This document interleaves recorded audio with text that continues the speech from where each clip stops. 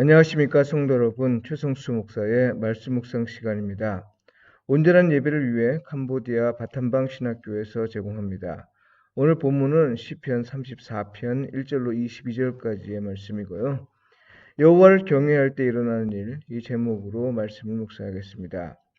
시편 34편은 시인 개인의 경험을 바탕으로 하나님을 경외하는 사람에게 어떤 일이 일어나는지를 전합니다. 물론 하나님을 경외할 것을 꼭 권고할 목적으로 지은 시죠. 경외한다는 건 문자적 의미에 따르면 두려워한다는 겁니다. 그렇다고 멀리하라는 게 아니죠. 공경하며 신뢰하는 태도를 의미합니다. 간단히 말해서 두려워하면서도 사랑하는 태도, 이렇게 말할 수 있습니다. 독일의 종교개혁자 마틴 루터는 이걸 하나님을 예배하는 것으로 이해했고, 프랑스 출신의 스위스 종교개혁자 장 깔뱅은 비타 코람데오, 곧 하나님 앞에서 사는 삶으로 이해했습니다. 하나님은 감찰하시는 분이지만 또한 도우시는 분입니다. 감찰하시는 하나님이 자기 앞에 계신 것을 의식하며 사는 사람은 죄를 범할 수가 없습니다. 다른 신을 쫓지 않으며 사람을 두려워하지 않습니다. 사람의 종이 되지 않습니다. 오히려 하나님을 신뢰합니다. 하나님을 사랑하고 만일 구할 것이 있으면 오직 하나님께만 간구합니다. 시인의 표현을 빌린다면요. 하나님을 경외하는 사람은 혀를 악에서 금하고 거짓말을 하지 않고 악을 버리고 선을 행하며 화평을 찾아 따른다고 했습니다. 주목할 점은 시인이 하나님을 경외하는 자와 의인을 같이 보고 있다는 겁니다. 의인은 하나님의 율법을 충실히 지키는 자에 대한 하나님의 평가를 받은 사람입니다. 하나님과의 관계가 온전히 회복한 사람이죠. 그러니까요, 시인에게 하나님 앞에서 사는 사람과 의인은 같은 사람으로 여겨졌는데요. 이는 두 종류의 사람 모두 하나님의 말씀대로 살려고 노력할 것이기 때문입니다.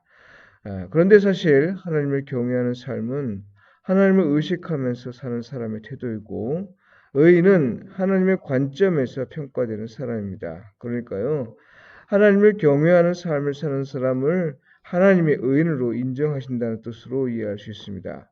시인은 하나님을 경외하는 삶을 통해 양대를 통합하여 이해할 수 있었던 거죠. 그러니까 시인은 시편 34편에서 하나님을 경외하는 자로서 하나님에게 의인으로 인정받은 사람이 경험한 것들을 나누고 있는데요.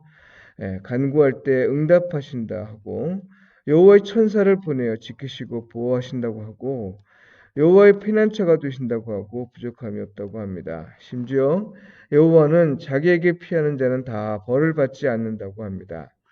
22절은 설령 죄인이라도 하나님에게 피하는 자는 벌을 받지 않는다는 뜻입니다. 이 말이 당시 유대인에게 어떻게 이해되고 받아들여졌는지 모릅니다. 왜냐하면 죄인은 반드시 벌을 받는다는 걸 믿었고, 또 하나님은 거룩하신 분이기에 죄인은 다가갈 수 없음을 잘 알기 때문입니다. 중보자이신 예수 그리스도를 알고 있는 우리에게는 자연스러운 일입니다만, 예수님 이전의 사람에게는 이해하기 어려웠습니다.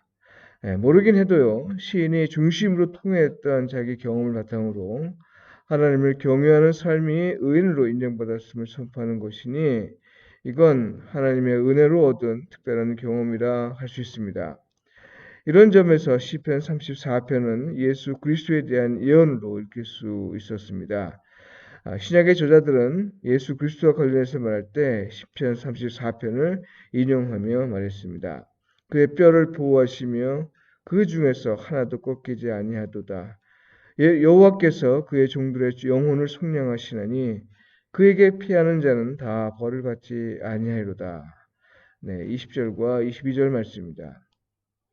하나님을 경외하며 산다고 해서 그걸 바탕으로 우리가 의인임을 주장할 수는 없습니다. 우리는 다만 하나님을 경외하며 살면서 우리 죄에 대해 중심으로 통회하면서 하나님께 구원을 간구할 수 있을 뿐입니다. 의인은 오직 하나님이 인정하시며 선언하실 때 가능한 것이니, 우리가 죄인으로 있는 한 그럴 가능성은 전혀 없습니다. 그러나 하나님은 예수 그리스도를 보내주시어 우리가 그를 믿고 회개하여 그 안에 있을 수 있도록 해주셨고, 이로 말미암아 우리가 비록 죄인이라도 예수 그리스도를 피난처로 삼으면 죄의 대가인 벌을 받지 않게 해주셨습니다. 이게 얼마나 큰 은혜인가요? 성도 여러분, 오늘도 주 안에 거하시면서 여호와를 경외하며 사는 일에서 성령님의 인도하심을 받으시길 바라고요. 서로 사랑하고 서로 돕고 서로 세워주는 삶을 통해 하나님과 이웃에게 복음에 합당하게 반응하며 사시길 축복하며 기도합니다. 불교가 95% 이상인 캄보디아에 살고 있는 사람들이 하나님의 국면을 받아 우상의 길에서 벗어나 속히 하나님을 예배하는 삶을 살 수 있도록 기도해 주십시오. 기도드리겠습니다. 주님, 우리가 하나님을 경외하며 살기를 원합니다. 말과 행함에서 정직하게 하시고 늘 선을 행하며 화평을 추구하며 살게 하소서. 이를 위해 필요한 도움을 주시고 또한 이런 삶을 끝까지 살아낼 수 있는 용기를 주소서. 주님을 피난처로 삼아 하나님의 용서를 경험하는 사람이 되게 하소서. 예수님의 이름으로 기도드립니다. 아멘.